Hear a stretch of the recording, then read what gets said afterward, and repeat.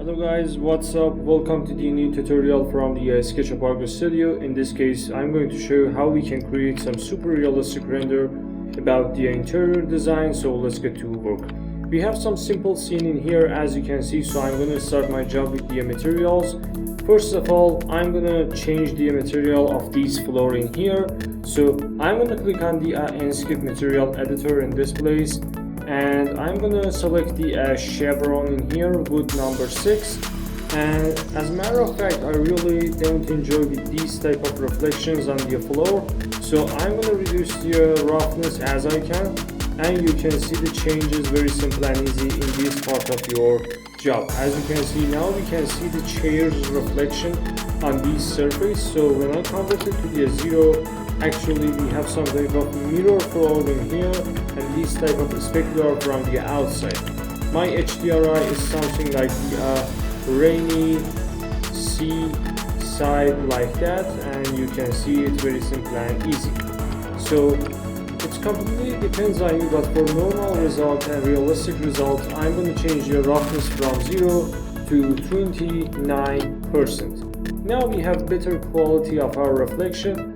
My normal map is about 180%, or I can increase it to the 198% for better result and better displacement on these targeted areas. So another material I want to change is related to these woods in here. As you can see, the format of these woods to the downside, but I want to create some type of horizontal texture. So I'm going to change it to the 90 degree, and now we have this type of smooth texture in here, very simple.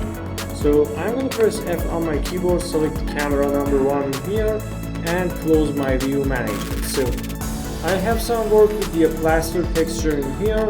For the plaster texture, I increase normal map to the 188, so I can change the size of it for little details on my job. Something like that is much better. And I have some problem with the main color of this plaster because I need more white or brighter than it. So I'm going to reduce the image fade to the 92% and change the color to the white, and the tint color is something near to the Gainsborough. So something like that is really good and fit to my job. When I decrease the roughness, I can see the changes on this texture, but it's a little bit too high for detecting because our lighting is the rainy and cloudy weather lighting, and in this type of lighting we usually have some type of soft or unreflected shadows. So something like that is really good, but I prefer to use 19% for my texture, and everything is good for me right now. So I'm going to change other materials. As you can see in my screen, for example, I can change these type of orange colors on my wall and change them, for example, from the tomato color to the dark blue or dark gray color, but I prefer to use the something about maybe tomato color is good, something like that, or orange. And I can click on the advanced color setting and adjust these color channels completely manually. So all of them is completely depends on you and what you want from your rendering. So everything is good for me right now, and now I want to add some more details to my job, but I don't know how. So I'm going to press F on my keyboard, camera number 1, and I will maximize the screen in here. So I'm going to turn on the save frame and click on the visual settings. So in the output, I'm going to change it to the custom resolution and add some custom resolution about 9020 to 1280, something like that. And now I can click on the file format, change it to the JPG, and in the main bar, I can reduce the field of view as I can to see these type of reasons in my job. So about the atmosphere, actually my sun brightness is 0, and when I increase it, I can see some changes about the color balance in my environment. So I'm going to turn it to the 0 again because we have some cloudy weather. In the skybox, we have the source of our HDRi file. You can see in the outside like that. So I want to increase the brightness level of these texture to the 10,000 lux, and when I turn off the brightest point as the sun direction, I can change the rotation type, and now I only have some specular light from my HDRi. So it means that when you turn off the brightest point as the sun direction, your HDRi exposuring and brightening your screen. So 130 degrees is really good for my job right now.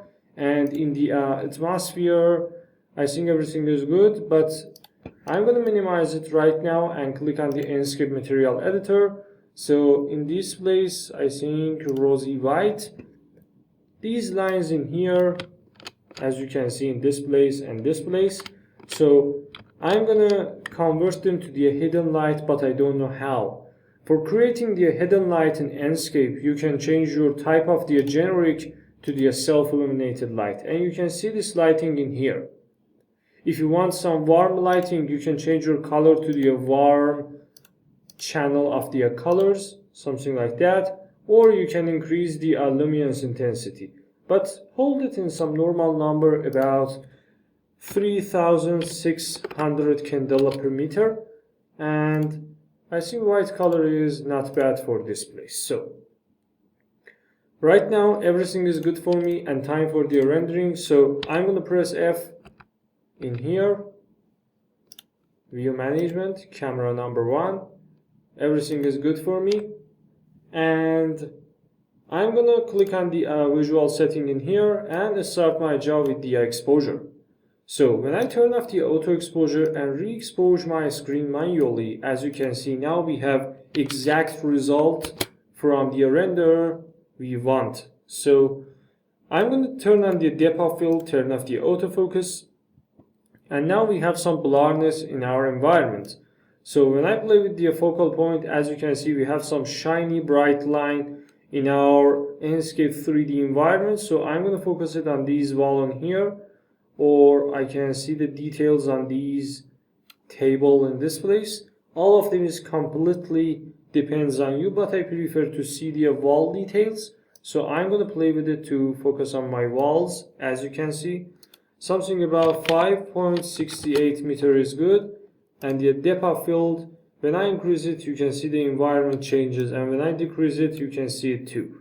So I prefer to hold it in some number about 14%, and about the perspective, everything is good. In the correction, I have some big problem with the colors in this render, and I don't know how I can fix them. You can click on the auto contrast in here at your first step, and second, we have two important elements for rendering.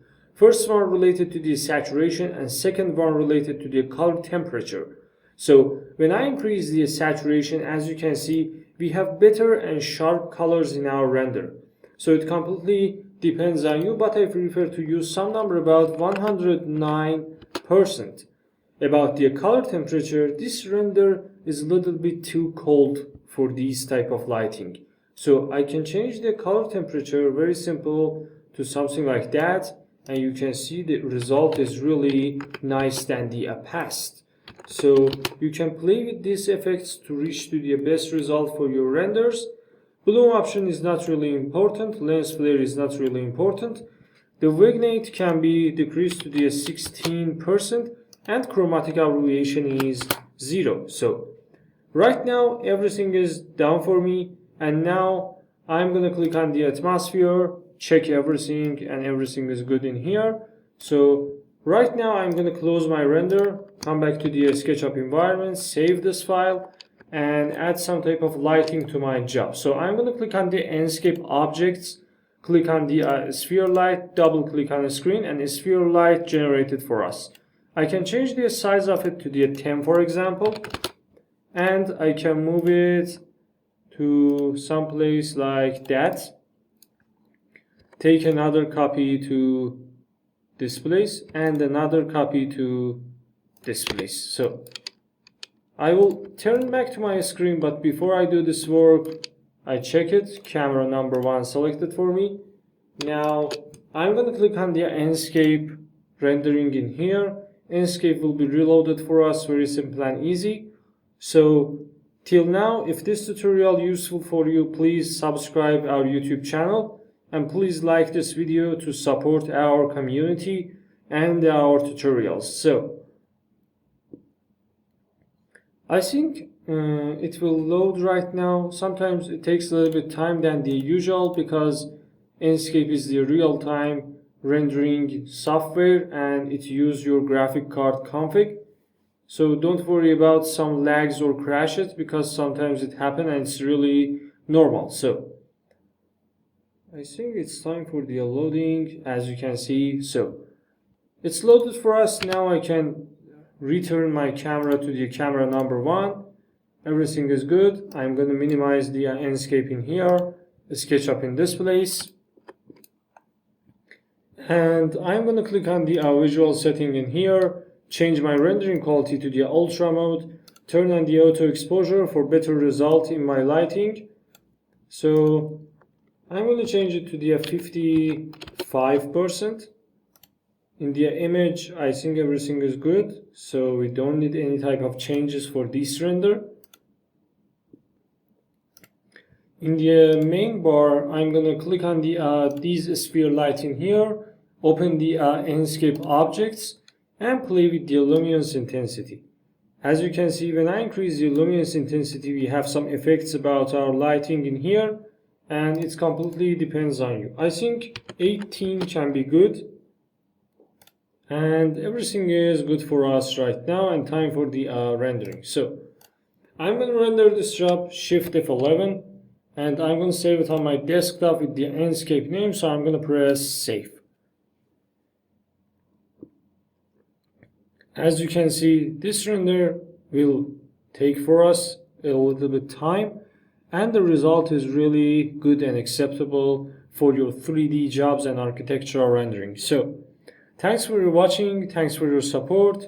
If you like this video, please like and subscribe our YouTube channel. All of these tutorials completely belong to the SketchUp Arc Studio, and all the settings, recording and voice related to the SketchUp Arc Studio YouTube channel. So this is the final result. I hope you enjoyed this video, guys. Thanks for your support and goodbye.